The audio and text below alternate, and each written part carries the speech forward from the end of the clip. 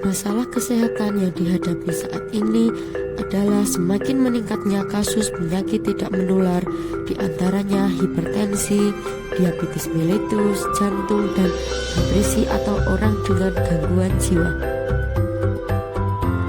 Kesehatan jiwa masih menjadi salah satu permasalahan kesehatan di dunia, termasuk di Indonesia.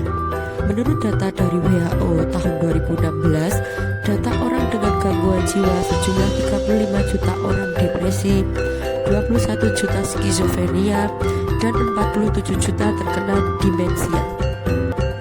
Data tahun 2022 di wilayah kerja Puskesmas Juwiring sebanyak 139 kasus. Dari 139 kasus tercatat pasien 30% tidak minum obat teratur, 70% pasien rutin berobat. Dari masalah tersebut, Puskesmas Juwiring membuat suatu inovasi Mas Sejuta Jiwa. Masyarakat Juwiring tanggap kesehatan jiwa. Bismillahirrahmanirrahim.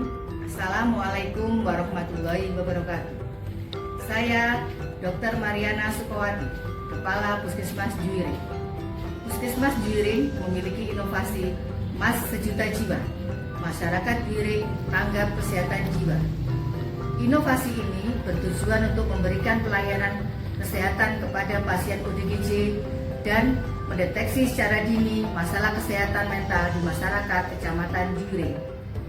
Kami bekerjasama dengan kader kesehatan desa, lintas program, lintas sektoral, serta rumah sakit rujukan.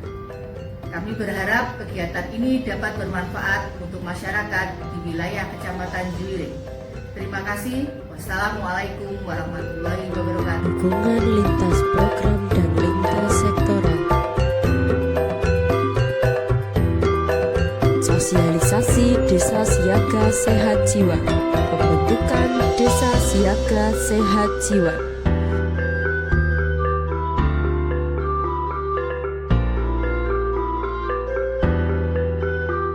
Pertemuan kader jiwa.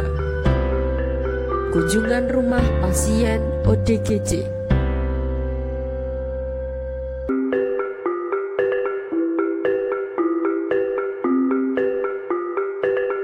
Pemantauan ketaatan minum obat.